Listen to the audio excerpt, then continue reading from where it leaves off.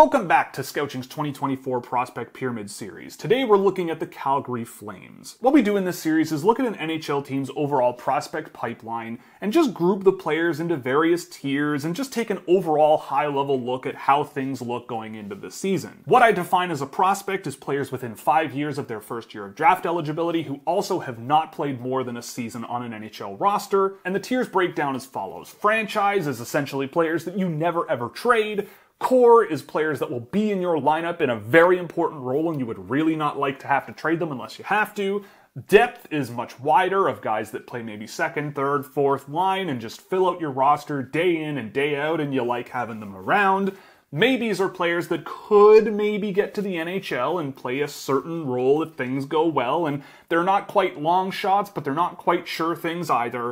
And at the bottom we have everyone else, which is everyone else. Again, it's not impossible for these players to make the NHL, but just based on how their development has tracked so far, they might have a little bit more of a ways to go to become an effective NHL player. Starting things off at the core level, we have 3 players here, and I am stretching things a little bit with Dustin Wolf, but he only played 17 games last year, played more games in the AHL, and to me it feels like he still is a developing prospect for Calgary, so we left him in here at the core level. We also have Zane Parekh and Andrew Basha in here, who I am really big fans of, especially in the offensive direction. These guys should be in the NHL at some point, and in very important roles.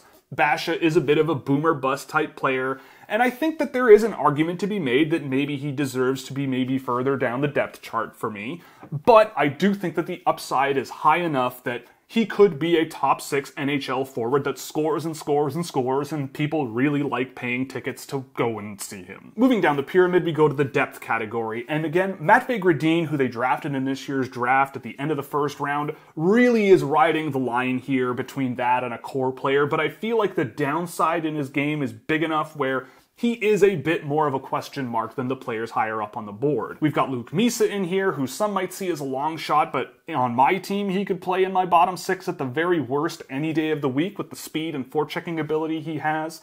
Connor Zary is in here, who already has carved himself out a bit of a depth role, but again, hasn't been on an NHL roster the full season, so he's also pushing the definition of a prospect. Same can be said about Matthew Coronato. I think Samuel Honzek is a player that maybe ends up down your lineup a little bit and playing up the middle of the ice. Idar Saniev is a player who I have in here as well, who I think has a ton of upside, but needs to maybe take a few years to get to where he could be, but I think the upside is there to put him here. We've got Jeremy Poirier in here, who again is riding the line between a depth and a maybe, but he did have a really promising AHL campaign last year, considering he was injured for a majority of it. When I saw him down there, he looks like a pretty good offensive defenseman at that level, and time will tell if he can really carve out this depth role on the Calgary Flames. In the maybes category, there's a lot going on in here. I feel like guys like Jaden Lipinski are really pushing that depth role.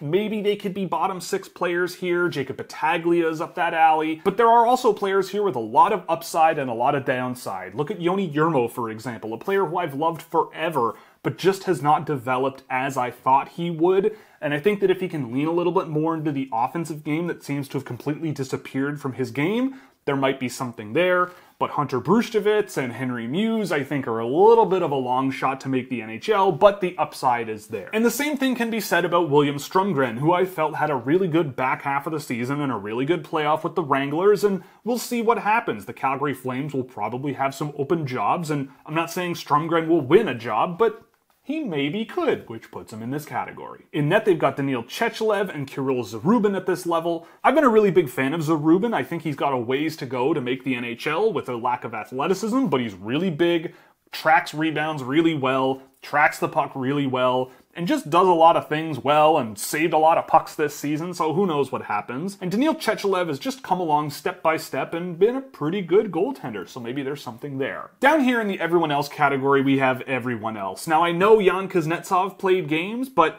I watched that tape and I don't know. I feel like he's still a bit of a ways away for a full-time NHL gig. I think Artyom Grushnikov is an interesting player, but I think if there is any upside, it's much further down Calgary's depth chart. There are just some guys here where I'm not totally sold on there being a tremendous amount of potential in their games as NHL players, especially considering a lot of these players are on the older side of the coin. In net, Arseny Sergeyev and Yegor Yegorov, Who knows? We'll see. They're goaltenders, but I just haven't seen the statistical track that really gives me promise to put them in an NHL roster one day. Again, these things could change, but this is kind of where I come down on Calgary. It's a great system overall. They added a lot of value in this past draft, and I'm really curious to see how things go. So that's it for the Calgary Flames. If you liked the video, click like and subscribe and share it if you like. If you really liked it, you can go to Scouching.ca, where a subscription gets you early access to content, exclusive written content, data tables for drafted and undrafted prospects, a Discord server, and plenty of other stuff. So go check that out at Scouching.ca. And with that, we close the Calgary Flames, and up next we're going to be looking at the Chicago Blackhawks.